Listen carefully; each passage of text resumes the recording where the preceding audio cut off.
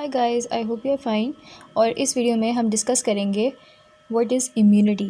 ठीक है, अब हमारे पास क्या होता है कि जो इम्यूनिटी है बेसिकली इसकी हमारे पास होती है टू टाइप्स। ठीक है, एक होती है हमारे पास इन्नेट इम्यूनिटी जो कि एट बर्थ प्रेजेंट होती है। ठीक है, जो बाय बर्थ होती है तो उसको क्या बोलते हैं, इन्नेट इम्यूनिटी। और ये कैसी होती है, हमारे पास स्पेसिफिक नहीं होती। ठीक है, तो इट इज़ नॉन स्पेसिफिक।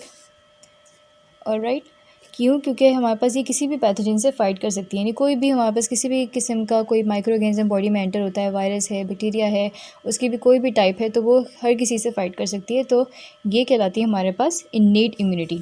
ठीक है, और इसके अंदर क्या होता है कि हमारे पास जो इम्यूनोलॉजिकल मेमोरी है वो नहीं बन पाती। ठीक है, यानी हमारी बॉडी में बेसिकली इसके अंदर क्या है, मेमोरी नहीं बनेगी जब भी हम इन्नेट इम्यूनिटी की बात करते हैं। बट हमारे पास दूसरी टाइप क्या होती है, हम इसको कहते हैं एडेप्टिव इम्यूनिटी, जो कि हम अडेप्ट करते हैं जब भी हमारी बॉडी के अंदर कोई एंटीजन जाता है या कोई एंटीबॉडी अगर जाती है, तो ये हमारे पास कहलाती है एडेप्टिव इम्यूनिटी। ठीक है, अब इसमें क्या होता है कि ये इसका बिल्कुल ऑपोजिट है, यानी इसमें हमारे पास क्या होता है कि ये जो इम्यूनिटी है ये स्पेसिफिक होगी, यानी कोई एक पर्टिकुलर यानी कोई ख़ास किस्म का कोई बैक्टीरिया या वायरस, तो ये सिर्फ उसी के अगेंस्ट फ़ाइट करती है। ठीक है, और वो क्यों होती है, क्यों ऐसे स्पेसिफिक होती है, क्योंकि हमारी बॉडी में ये तभी बनती है जब हमारी बॉडी के अंदर वो स्पेसिफिक जो पैथोजन है वो एंटर करेगा बॉडी में। ठीक है, यानी कोई ख़ास टाइप हमारी बॉडी में एंटर होती है तभी हमारी बॉडी उसके अगेंस्ट एंटीबॉडी बनाती है। तो और वो क्या होगा फिर जब नेक्स्ट टाइम और इसके अगेंस्ट हमारे पास मेमोरी भी बन जाती है, तो क्या होगा कि अब जब फ्यूचर में जब वही पैथोजन हमारी बॉडी के अंदर एंटर होता है, यानी पैथोजन क्या होता है, जो डिजीज़ कॉजिंग एजेंट, ठीक है, जो भी डिजीज़ करता है, यानी बैक्टीरिया है या वायरस है, तो जब वो नेक्स्ट टाइम हमारी बॉडी में दोबारा एंटर होता है तो क्योंकि मेमोरी होगी हमारे बॉडी में उसके अगेंस्ट, तो हम उसी के अगेंस्ट फाइट कर सकते हैं, यानी स्पेसिफिक भी है। तो ये होती है हमारे पास एडेप्टिव इम्यूनिटी। ओके, अब हम डिस्कस करते हैं कि एडेप्टिव इम्यूनिटी की क्या टाइप्स होती हैं। तो बेसिकली हम इसको ब्रेक करते हैं इनटू टू टाइप्स, राइट। तो ये होगी हमारे पास समझे एडेप्टिव है। ठीक है, अब इसमें क्या होगा कि हमारे पास हैं टू टाइप्स। सो वो टू टाइप्स कौन सी होती हैं हमारे पास, एक होती है active immunity and the other one is passive immunity. ठीक है, तो एक्टिव का मतलब क्या होता है कि हमारी बॉडी एक्टिवली क्या बनाती है, एंटीबॉडीज़ बनाएगी जब भी कोई एंटीजन हमारी बॉडी में एंटर होगा। एंटीजन हम किसको कहते हैं, यानी बैक्टीरिया या वायरस का कोई भी पार्ट, ठीक है, जिसके अगेंस्ट हमारी बॉडी एंटीबॉडीज़ बना सकती है, तो उसको हम बोलते हैं एंटीजन। तो यहाँ पे क्या होगा हमारे पास, यानी एक्टिव इम्यूनिटी में एंटीजन बॉडी में जाएगा। कौन जाएगा, एंटीजन, और फिर हमारी बॉडी क्या करती है, उसके अगेंस्ट एंटीबॉडीज़ बनाएगी। तो इसका मतलब है क्योंकि ये एंटीबॉडीज़ बना रही है हमारी बॉडी इसके अगेंस्ट, तो ये बहुत लॉन्ग प्रोसेस होगा, यानी स्लो ऑनसेट होता है इसका। ठीक है, यानी टाइम तो लगेगा हमारी बॉडी को एंटीबॉडीज़ बनाने में, तो स्लो ऑनसेट होता है इसका। और लेकिन क्या फ़ायदा है इसका कि लॉन्ग टर्म होती है, यानी बहुत टाइम तक हमारी बॉडी में ये एक्टिव इम्यूनिटी रहती है।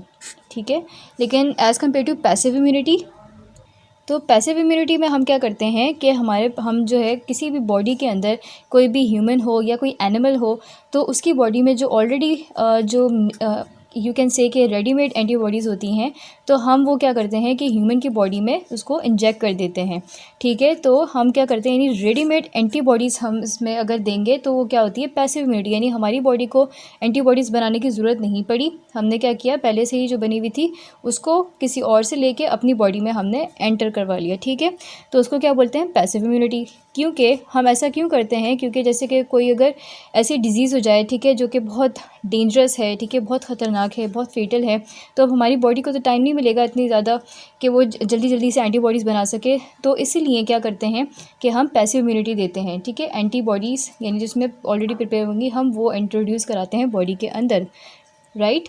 तो इस वजह से क्या होता है कि हमारे पास ये फास्ट ऑनसेट होता है इसका, क्योंकि पहले से ही हमारे पास हम एंटीबॉडीज़ ही ले रहे हैं। ठीक है, इसलिए क्या होगा, इसका ऑनसेट फास्ट होगा इस टाइप की इम्यूनिटी का। और ये बेसिकली हम प्रोफाइलेक्टिकली लेते हैं।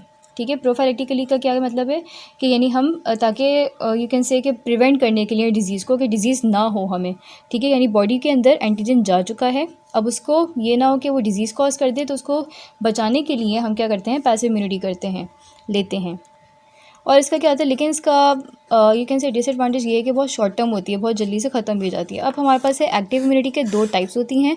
ठीक है, क्या होती हैं, नेचुरल एंड आर्टिफिशियल। ठीक है, और इसी तरह से हमारे पास पैसिव की भी क्या होती है, नेचुरल एंड आर्टिफिशियल होती हैं टाइप्स, राइट। अब इसमें क्या होता है डिफरेंस के तो उसमें नेचुरल का मतलब है कि इन्वायरमेंट से जो हमारे पास इम्यूनिटी आ रही है, और आर्टिफिशियल का मतलब है जो आर्टिफिशियली इंड्यूस कर रहे हैं, ठीक है, इंट्रोड्यूस कर रहे हैं, कैसे कि इंजेक्शंस लगा के या सीरम या प्लाज्मा से, ठीक है। अब यहाँ पे देखते हैं जल्दी से कि एक्टिव नेचुरल क्या होती है।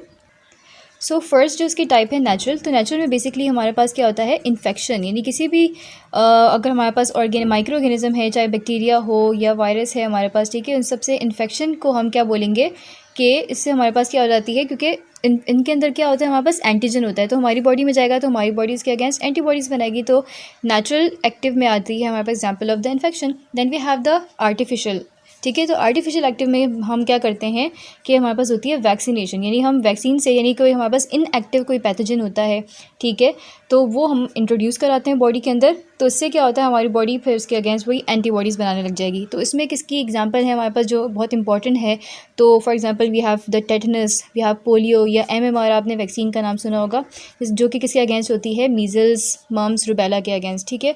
देन हमारे पास आती है पैसिव के अंदर नेचुरल, तो नेचुरल देखें जैसे कि हमारे पास, यानी अब इन्वायरमेंट से जो पैसिव इम्यूनिटी आ रही है तो वो क्या होगी, जैसे कि हमारे पास है क्लोस्ट्रम, ठीक है, क्लोस्ट्रम यानी जो फर्स्ट मिल्क होता है, ठीक है, तो यानी मदर से जो हमारे पास इन्फेंट के अंदर जाती है तो वो होती है नेचुरल पैसिव, ठीक है, क्योंकि इसमें क्लोस्ट्रम में क्या होता है हमारे पास IgA एंटीबॉडीज़ होती हैं, यानी और भी होती हैं, ठीक है, एंटीबॉडीज़, तो क्या होती है बेसिकली, यानी प्री फॉर्म एंटीबॉडीज़ उस फर्स्ट मिल्क के अंदर प्रेजेंट होती है, तो ये हमारे पास क्या कहलाएगी, पैसिव इम्यूनिटी, ठीक है, और इसके अंदर क्या होती है, नेचुरल वाली टाइप है।